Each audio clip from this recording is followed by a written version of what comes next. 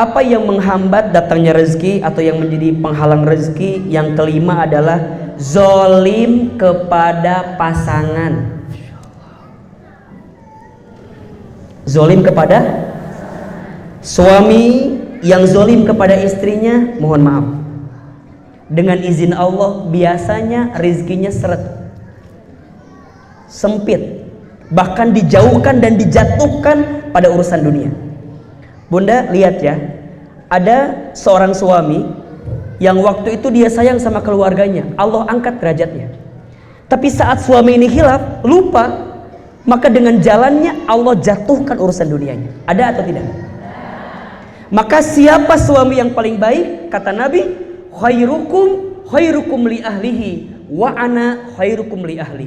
Sebaik-baiknya suami adalah yang paling baik kepada keluarganya, ai istrinya. Dan aku, kata Nabi, yang paling baik kepada keluargaku. Maka kalau mau lihat laki-laki itu baik atau tidak, lihat bagaimana cara dia memperlakukan keluarganya, memperlakukan pasangannya. Karena di situ dia akan mendapatkan kebaikan dalam hidupnya. Sama, kalau kamu mau lihat perempuan itu baik atau tidak, lihat bagaimana perempuan itu memperlakukan suaminya. Maka rumah tangga itu saling, bukan saing. Rumah tangga itu saling, bukan saing. Bunda, kadang kita diuji dengan pasangan kita, betul?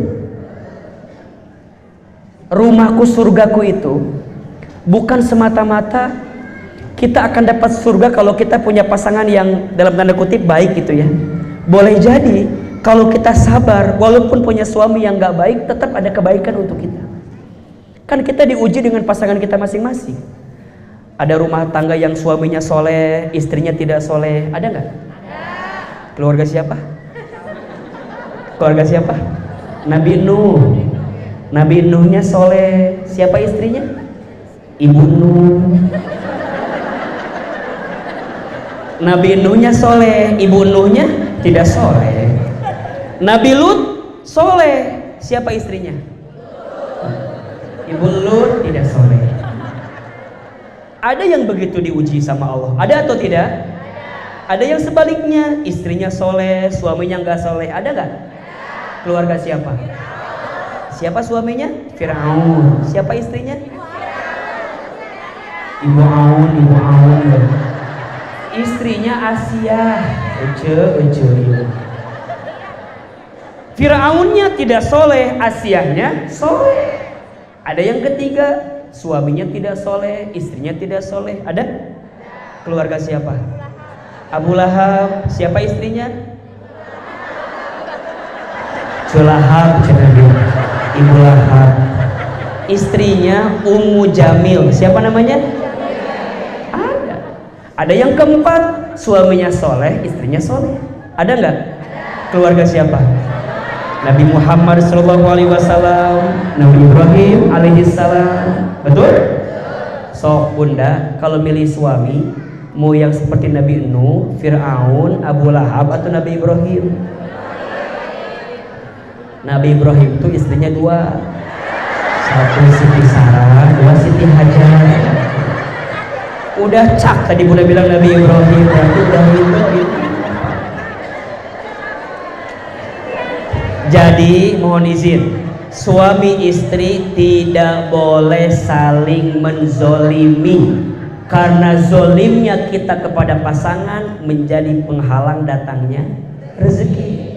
Makanya mulai hari ini, selain kalimat terima kasih, mulai hari ini bunda perbaiki rumah tangga dengan kalimat mohon maaf. Ayah mohon maaf ya, kunaon gitu, kunaon mohon maaf.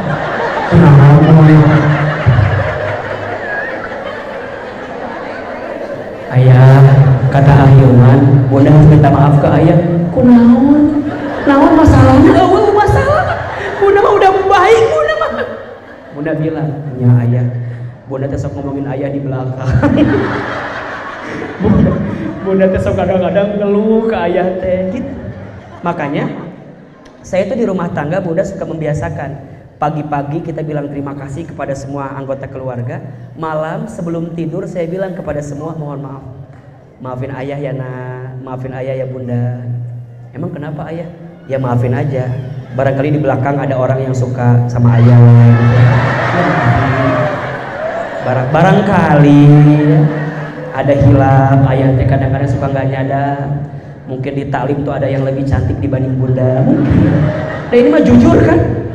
Tapi alhamdulillah selama di luar ayah mah, insya Allah ya. Bagi ayah mah nggak ada yang lebih cantik dibanding bunda. Kalau bunda lagi sendiri. Makanya saya mah nggak pernah nyuruh istri saya jalan keluar main, jangan. Karena kalau udah gabung sama ibu-ibu lain jadi kalah cantiknya. Udah di imam sorangan kita jadi paling cantik. Gak bercanda ini. Jadi yang kelima yang menghalangi rezeki apa? Zolim kepada pasangan. Mulai hari ini ya belajar minta maaf sama pasangan. 6. Yang menghalangi rezeki durhaka kepada orang tua atau mertua. Durhaka kepada orang tua atau mertua. Ingat, mertua kita orang tua kita. Maka catat baik-baik. Bagi siapapun yang masih punya orang tua yang Allah izinkan masih hidup, berbuat baiklah kepada orang tua kita. Kenapa? Karena keberkahan rezeki kita ada saat kita berbuat baik sama siapa? Orang tua. Makanya mohon maaf, AA masih kena ada dengar bahasa begini. Istri suka bilang gini sama suaminya, ayah, kalau kamu mau berbuat baik sama ibumu, lapor aku dulu. Gak boleh. Bagaimanapun, sampai kapanpun, suami kita milik siapa? Orang tuanya. Maka saat suami kita masih punya orang tua, bunda sebagai istri dukung suami kita untuk berbuat baik sama orang tuanya. Boleh jadi rizki suami kita itu dilancarkan oleh Allah karena apa? Karena kebaikannya kepada orang tuanya. Maka hati-hati, gak boleh ada yang bilang begini di sini. Ayah, pilih siapa? Aku atau ibumu? Itu bukan sesuatu yang harus dibanding-bandingkan. Suami, istri masing-masing punya tempat yang spesial, betul? Maka istri, kalau suami kita masih punya orang tua, bilang sama si ayah suami kita, ayah, kamu udah transfer belum sama ibu kamu? Sama ayah kamu? Belum. Kenapa? Kan habis sama kamu.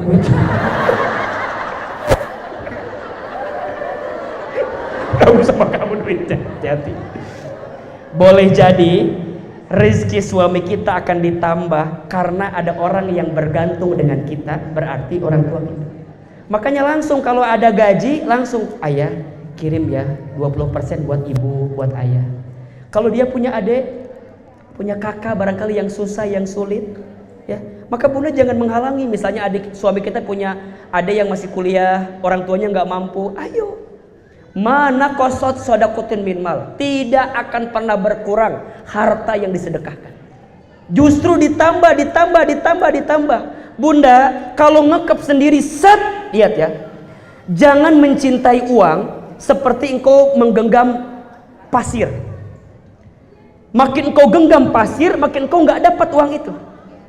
Tapi kalau makin engkau biasa aja megangnya set, kalau ada yang bagian-bagian simpul rezeki yang lain, bunda beri.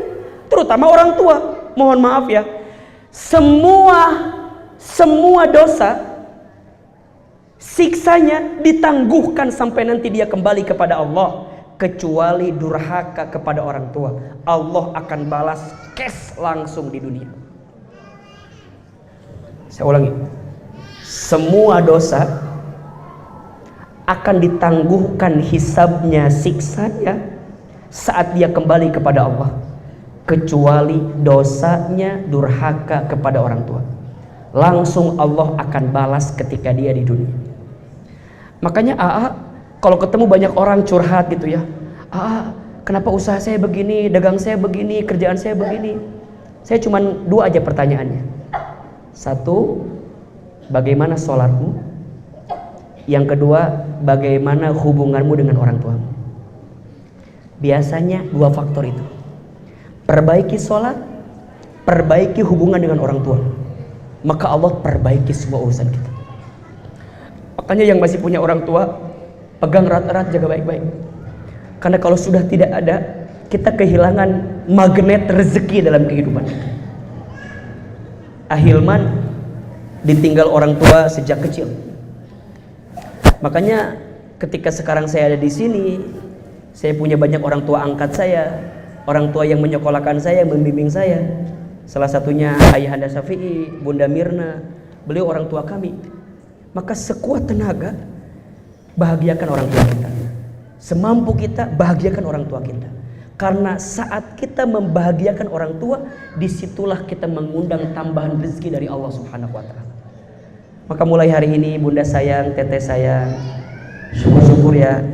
Kalau orang tua kita mau tinggal di rumah kita itu lebih bagus. Tinggal di rumah kita sama kita, insya Allah ada kebaikan untuk kita. Hati-hati penghalang rezeki yang ke-6, durhaka kepada orang tua.